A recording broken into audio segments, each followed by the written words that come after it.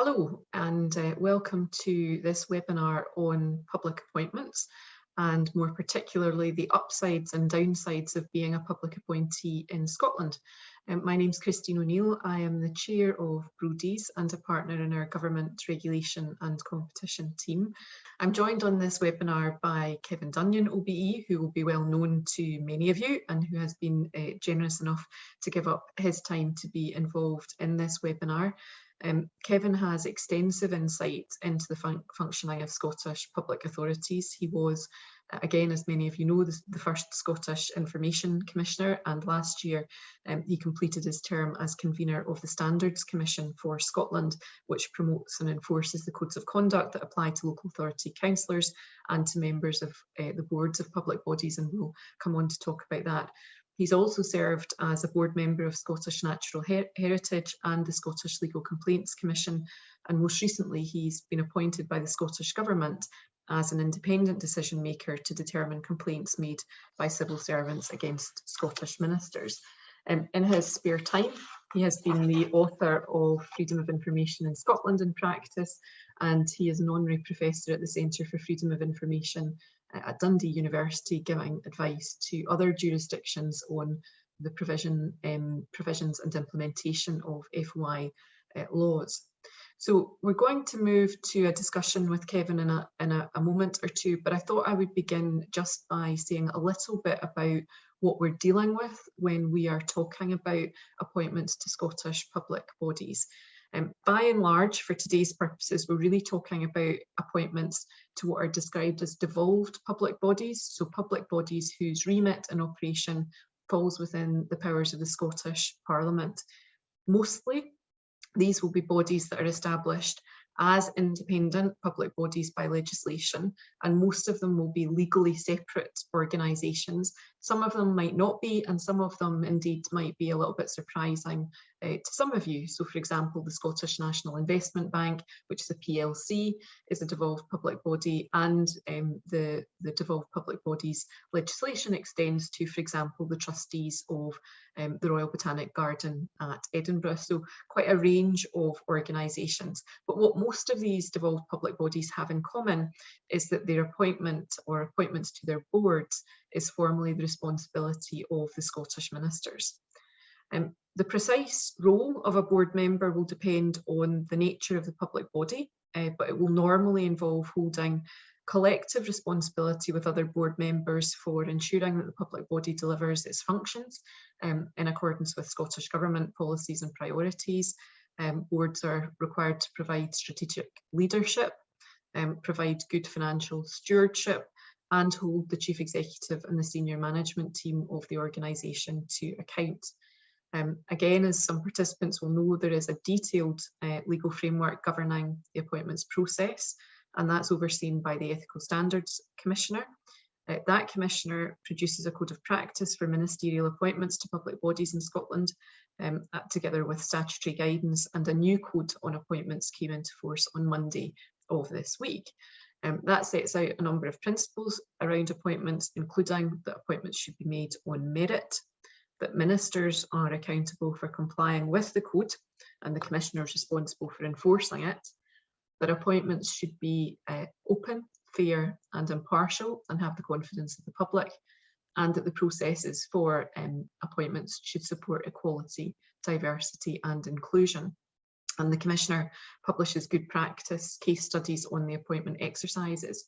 Again, as you may know, the Gender Representation on Public Boards Scotland Act of 2018 creates a gender representation objective for public boards, the effect of which is essentially that 50% of non-executive board members on public boards should be women. Once appointed, members of devolved public bodies have to comply with a code of conduct that applies to their public body, and that must incorporate the mandatory elements of the model code of conduct that Kevin is going to say a little bit more about.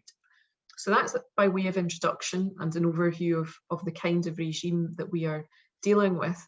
Before we go on to talk about standards and the model code of conduct, I wanted to begin just by asking Kevin if you would say a little bit about your own experience of being a public appointee and your thoughts on the upsides the downsides of that experience.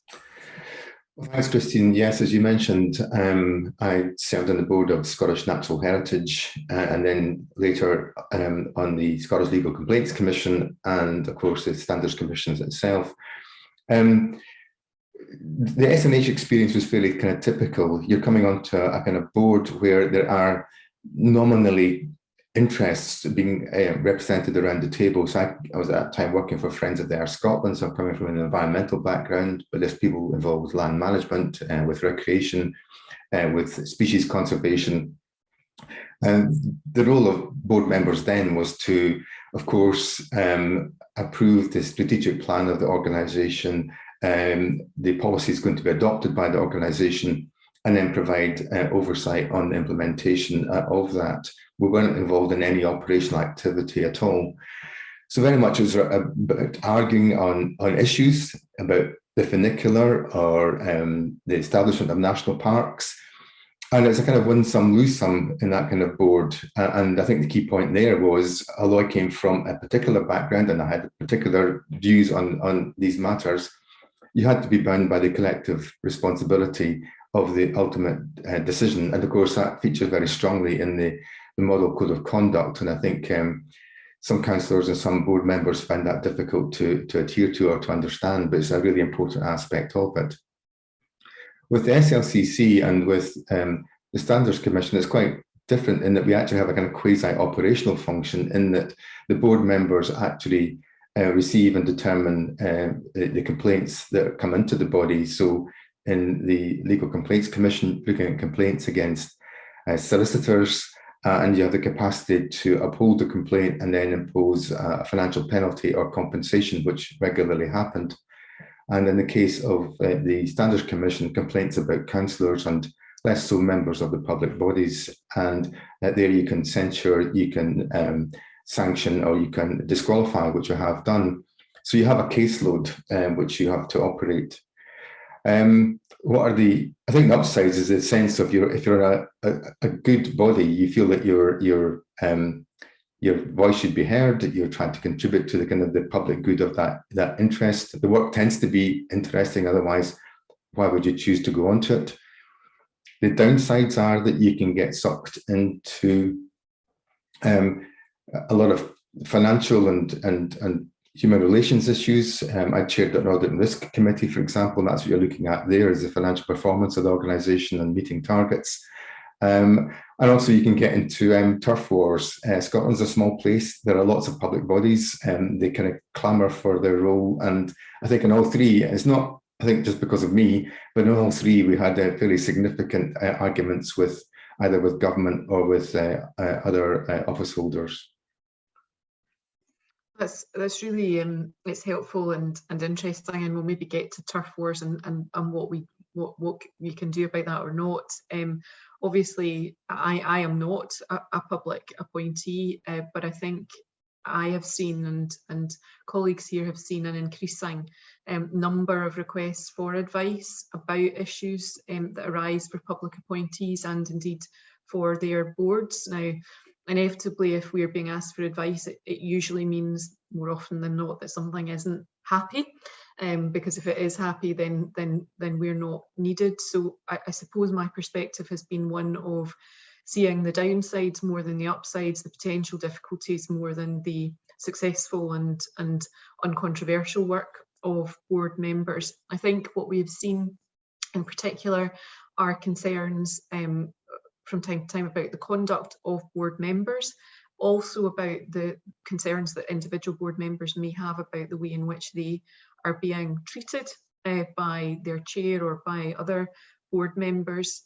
Some difficulties do arise if complaints are made to the organisation about a board member, and in those circumstances we've certainly seen concerns raised about the extent to which the board should be seeking to protect or otherwise another board member, and how the organisation should seek to uphold what it sees as a duty of care to the individual board member, while at the same time taking complaints seriously. So it tends to be a less positive picture when we come to be involved in it, and that can involve inappropriate conduct by board members, and it can also involve, for example, media coverage and scrutiny of the organisation and individual board members. So I perhaps know more about the downsides than the upsides.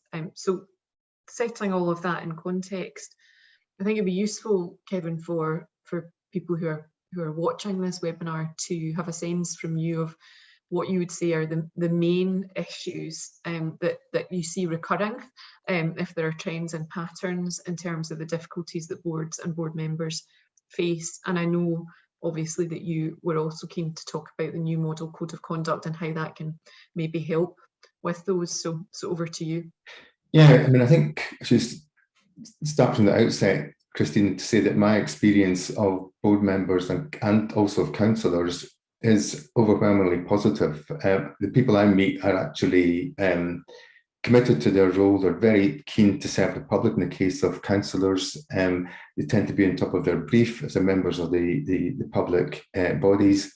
We've carried out surveys regarding, this is the Standards Commission, regarding the kind of attitudes which are held by the public bodies and their awareness of the codes of conduct. And it's quite clear now that the codes of conduct are adhered to overwhelmingly, and that there is good practice in these bodies. And some of the things in the codes of conduct which in the past would have given rise to complaints, things like gifts and hospitality, that just doesn't arise anymore. The old days of actually people accepting egregious amounts of I wouldn't say inducements, but encouraging them to come to events or accept gifts which are just unacceptable in terms of modern public life. That just doesn't happen anymore. We just get no complaints about that or any indication of that being a problem.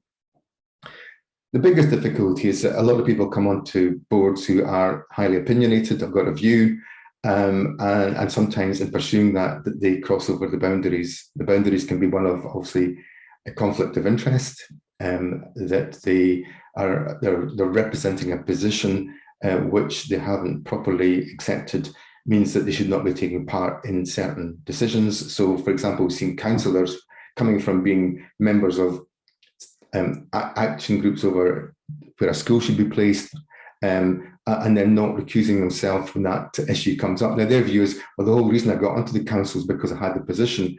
But when you come into a planning matter, that can't be permitted. You've got to actually recognise that you have to say that you've already taken a decision as to where that school should be, and if you're not open-minded to look at any kind of planning application that's coming towards you. Another area would be a matter of confidentiality. Sometimes, again, we've had often councillors, again, who've not come in from a political party, getting onto a public body and receiving documents which are confidential and that a decision is still to be taken, but then feeling that they are a tribune of the people and they're going to disclose that information whether they like it or not, whether or not the body likes it or not. And again, quite a few of the complaints which I dealt with as in the Standards Commission was in respect of that, people going to the press or putting it onto Facebook or Twitter prematurely. And up in a third area that has increasingly been a concern, not in terms of public bodies per se, but certainly in terms of councils, has been simply outlandish behaviour by individual members who somehow regard the code of conduct not applying to them and will conduct themselves as they see fit. And that almost inevitably means they're going to be suspended or disqualified, which has happened all too often. The problem with public bodies of the type we're talking about, like SNH or Scottish Enterprise or the National Parks, is that it's quite clearly sometimes things go quite badly wrong behind the scenes, but members of the board are extremely reluctant to make complaints in the way that, say, a councillor would make a complaint about another councillor, or a member of the public would make a complaint about them. And that's worrying for me, because particularly on the back of the Me Too concerns which were raised 2 or 3 years ago, I had a survey made of public bodies in Scotland to find out what was happening behind the scenes. And certainly that came forward with significant evidence that there were a number of very unhappy members of boards who felt their voices were being suppressed, that if they spoke up, they're being regarded as troublemakers. And more often than not, they either just simply then kept quiet or just resigned and left rather than make a complaint. And I'm not sure that's actually changing, particularly. There's been a survey carried out by the Standards Commission just very recently, published earlier this year, which seems to show the same kind of thing, that there's still a number of individuals who feel that they have cause for complaint but are not prepared to use the official routes to complaining. So we'll come back to that. Kevin, I was interested in what you said about the kinds of things that arise, conflict of interest, confidentiality. I want to come back to that and how that balances with the raising of complaints and dealing with concerns. But where you've got behaviour that is, I think you used the language of outlandish, that maybe suggests somebody ought not to be a member of a public board at all, and takes the view that, you know, the standards don't apply to them. Is there any practical advice for boards about identifying that at an early stage and making sure that it is countered in a way that doesn't just lead to a situation where somebody does in fact have to be removed?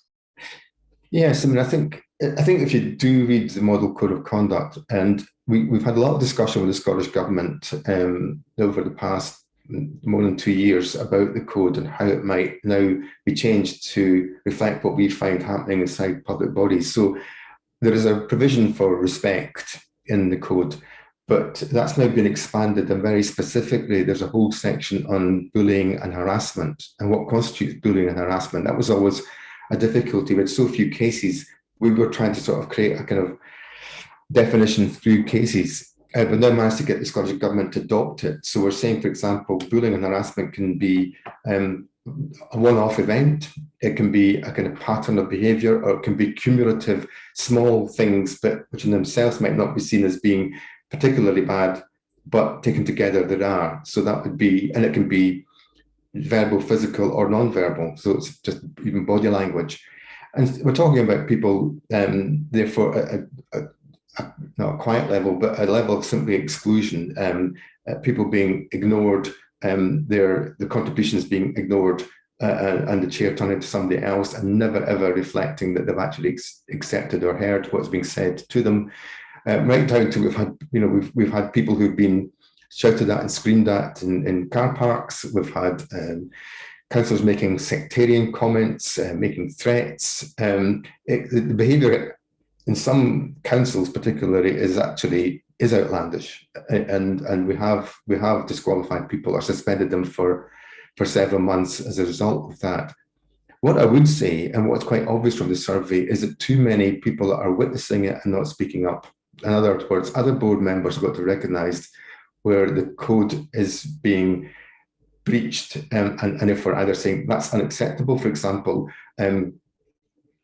and certainly I've been in the board where a board member, a very senior board member from a senior background, spoken out in quite, I think, unacceptable way to members of staff, and particularly junior members of staff, not just the chief executive, at board meetings. And I felt that I could go and speak to him and say, look, you can't be doing that. That's enough. I was never going to complain to the Standards Commission. I was going to say I am big enough and loud enough to actually say this is not acceptable behaviour in a boardroom. And I think more board members have to do that. They have to recognise what the code requires. If they think a board member is stepping over the mark, speak up there and then, or speak to the chair and make their views known to the chair. Because presumably now, if they don't do that, then and I think they would always have been at risk of this, but they are more explicitly at risk of a complaint being made about them for failing to speak up appropriately. Yeah, that's interesting. We actually had a case one time of a national park. It's in the public domain. A very early case where a board member took part in the approval of a mining application, a gold mining application, in a company in which he'd taken shares.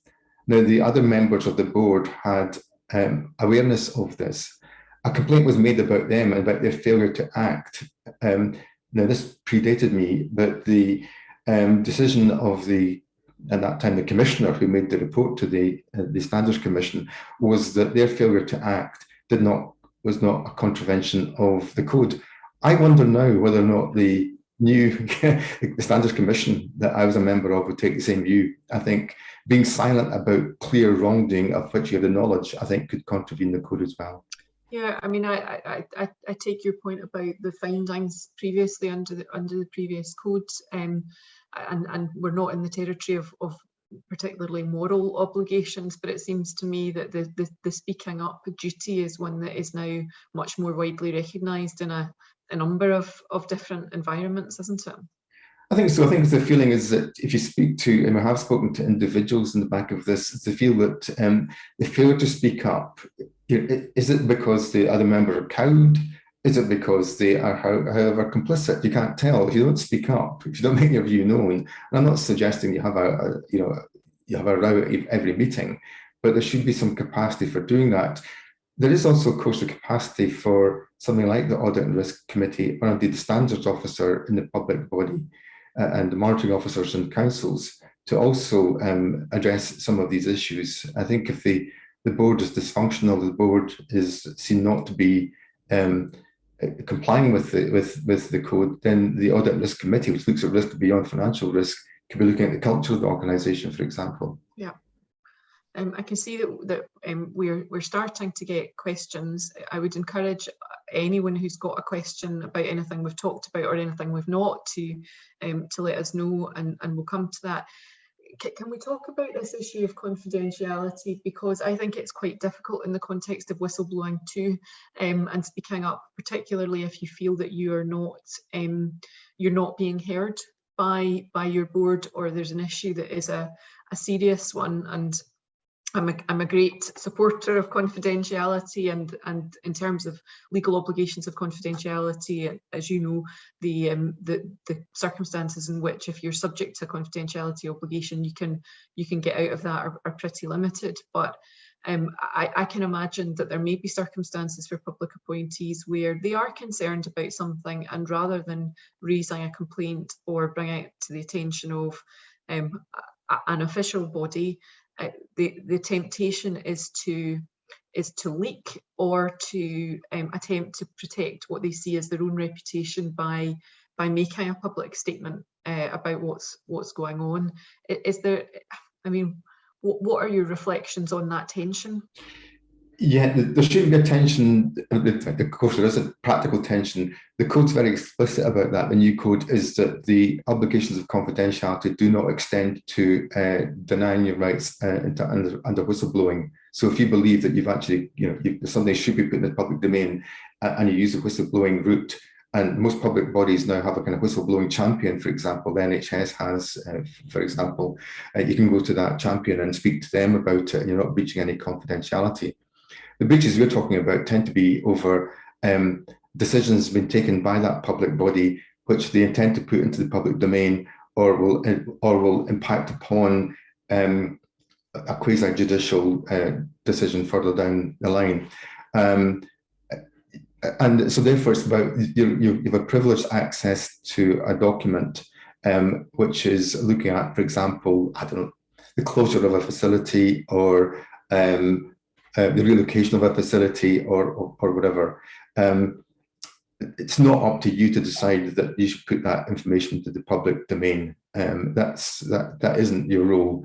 You can make representations that it should be put out earlier, but if the decision is not, you have to abide by that decision. And that becomes particularly important often in bodies where you have an arm's length relationship. So if you're a councillor and you're appointed to a public body, which is an arm's length body, you've got to abide by the obligations of that arm's length body. You can't go back to your council and say, by the way, I was given this document at the board meeting last week, and you should be aware, here's what's happening. Yeah, that is an issue that we have seen on a number of occasions, and it's difficult where someone is, to use the Latin, appointed as a board member ex officio or for their particular expertise and background in another organisation, and just having that sense of independence from your source or origin organisation and your responsibility to the second organisation. I actually think people find that very difficult to do psychologically and practically. I think we have I think also addressed that in the new model code, and so yes, it was the case. I think it was absolutely it was unhelpful in that if a council appoints a councillor to an arm's length body, it could be a theatre or a recreational body or whatever, that they're not able to, when a matter coming up about that body has been discussed in the council, not contribute their knowledge of that body and the situation to the council. So again, that's been addressed in the model code, and now quite clearly you can. The only restraint upon you taking part in the debate about that body in the council is that if it's a quasi-judicial or regulatory matter. Otherwise, if it's to do with policy, finance, you can do it. In the past, you couldn't. All we're talking about here is actually documentation or information which is confidential, which tends to be actually quite a narrow range of information of which you have privileged access to. There's a question that we've been asked about publicity, which I think is an interesting question. And the question is essentially about the different ways in which complaints are dealt with and the results made public. And the question is essentially, why is it that, for example, results of complaints against councillors might be made public, reported in public in relation to bullying and harassment, but not so in relation to, for example, Scottish ministers. Now, I appreciate you, Kevin, may have, there'll be limits on what you can say, because I've already explained your role in relation to ministerial complaints with the Scottish Government. Say what you can, but beyond the particular question, I'm interested in whether you think publicity is actually an effective way of driving improvements in standards. I've got very mixed views about that. That is obviously part of the regime in relation to code of conduct. But for example, it's very rare for the SLCC's determinations about solicitors to be made public in the same way. So there is the specific question and the more general proposition.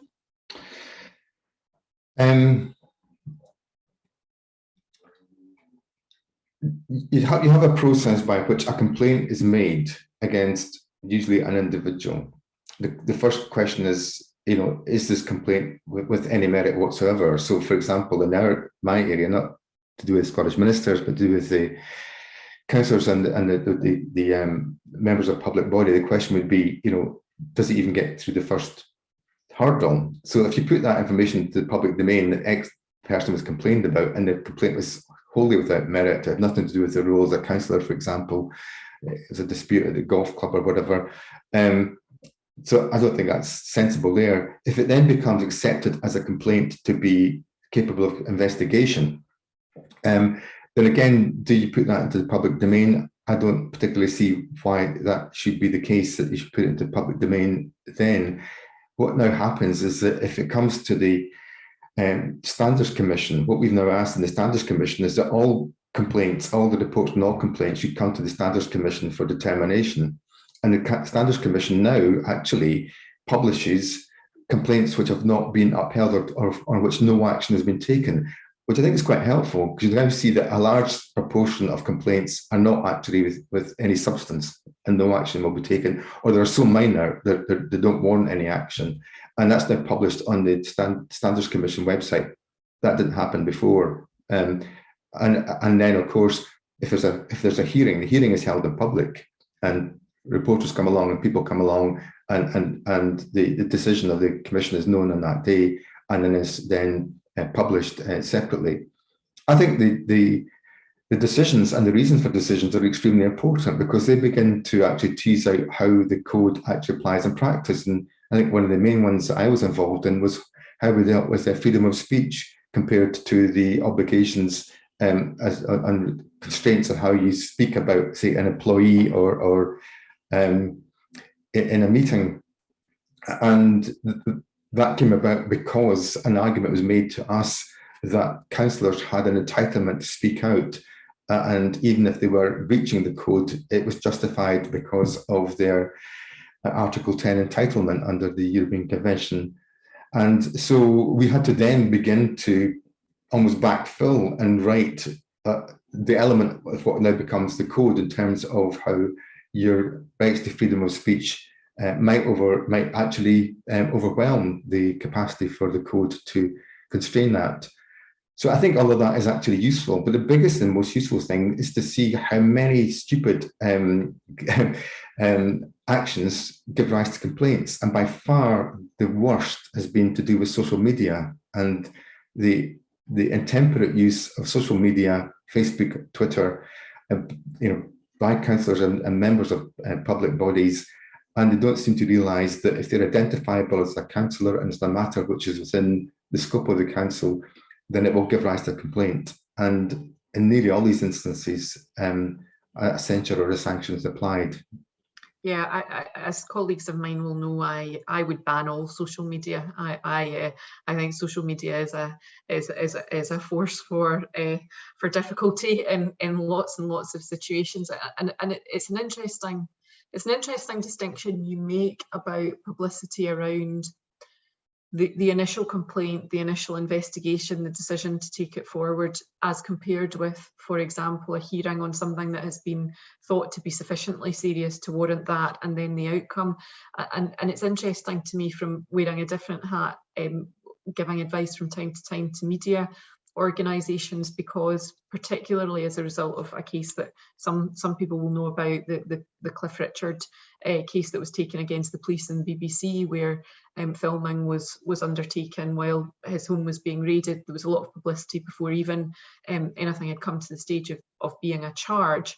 What the court in that case said was that there is a distinction to be drawn between the stages at which investigations have reached and when it becomes appropriate to effectively intrude on somebody's privacy. Now, it's slightly different, I think, in the context of someone who is a member of a public board. They're not a private citizen in the way that Cliff Richard was in that case, but the same overarching philosophy, I think, would apply, that there needs to be a justification for publication, because inevitably it's going to involve an intrusion on a person's privacy at some level, and it needs to be a proportionate approach to that. So, interesting question. I don't know that we completely answered all of it, but we maybe answered as much of it as we are able to. A separate set of questions, Kevin, about becoming a member of a public body, and one question around the comparison between being a board member on a public body and being a board member on a private company or a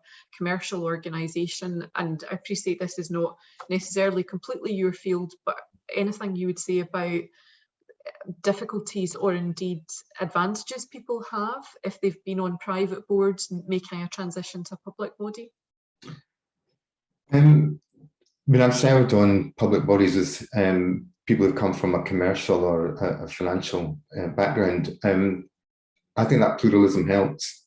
I think there is a certain discipline about some board members who come from that kind of background. They tend to be focused on the decision making that's necessary, focused on what's in the best interest of the organisation, and there's often a degree of clarity about what they think should be decided upon. Many organisations, however, as you mentioned, there are some public bodies which have a kind of quasi-commercial or business activity, the kind of fiduciary duty towards the best interests of the organisation. I think actually straddles both the commercial and the public very often, and is getting people to understand that that's what your primary purpose is there. It's in the best interest, which may not be in your best interest or even what you actually necessarily agree with, but having come to that view, you take it forward. Where I have had difficulty in the past, however, is the sense that we are beholden to a number of external bodies who are going to scrutinise us. Audit Scotland, most obvious one, and Audit Scotland's powers are extensive. I mean, we're all audited, but you can have an enhanced audit, which is very intrusive and usually means you're a failing organisation, and that would put into the public domain. Your actual membership of the body, you will have a meeting with the chair, and you'll have an appraisal each year. You should have an appraisal each year. Certainly to do with the Scottish Parliament, when I was convener of the Standards Commission, I would then submit my views to whether or not the member was reappointable to the Scottish Parliament. And as a convener, I would be subject to fairly extensive appraisal by an outside appointee. So the systems are now in place to actually try to make a more disciplined approach to carrying out your functions without curbing the ability to contribute from the very background that you were attracted to the job in the first place. And that in a way covers some of the another question about, you know, appropriate skills on public boards as well. Conscious that we're well into the last 10 minutes of this webinar, so if you have any other questions, please post them. Kevin, another issue that arises is one of boundaries, and we see this actually quite frequently, not just from boards themselves, but from officers, civil servants, and I don't mean the Scottish Government particularly, but effectively officers within public bodies, who from time to time take the view that board members are intruding on operational matters, overstepping the mark, and I'd be interested in views, anything that you would offer to not just a chief executive, but sometimes actually relatively junior or middle management officers who feel that board members are intruding in operational matters when they shouldn't be. Yeah, again, I'd encourage people to read the new model code, because again, we've had that change as a result of some of our experience in the Commission. I keep saying our, because I'm no longer actually on the Commission, but just for shorthand. Yeah, I mean, that is a frequent cause for concern. Staff are very, very reluctant to complain to the Standards Commission about a councillor, for example, or a member of the public body, but it has happened. It often happens at the most senior level, is percolated right up to the chief executive, for example, and the chief executive makes the complaint, which is a big step to make. The code's very clear that it's not the role of the councillor or the member of the public body to get involved in operational matters unless that has been delegated to them in the way I was describing, you know, the functions of us on the Legal Complaints Commission, for example. It's not your job to actually say, I know better than you, or here's what should be done, or to order a member of staff and therefore cause confusion with the management. If you're happy about the performance of a member of staff, then you can speak to the chief executive and say, this has been my experience, and as a matter of quality control or feedback, you should be aware of something. If you are engaging with a member of staff, it should be done respectfully, and the code goes into quite some detail. I can give you an example. Probably the worst example we had involved a councillor who was assistant in a housing allocation case that his constituent should get a house in a particular area, and he came from a background down south of having been a housing manager, so he felt he knew better. He was hugely insistent. He was not impolite, but very, very insistent and demanding, and requiring staff to do certain things and to get back to him. What he didn't know, however, there was a child protection issue. There's also an issue of somebody who had been convicted of sexual offence who was housed nearby, and therefore the council were not prepared to house a child in that place. And he was not entitled to know that. And so it went on. And eventually it came to us. This person actually retained Silk to represent him, but unsuccessfully, and we suspended him for 9 months, which is one of the longest suspensions we made, because he was simply not just in the wrong, but unapologetically in the wrong, and so therefore we felt his behaviour wouldn't change without a significant sanction.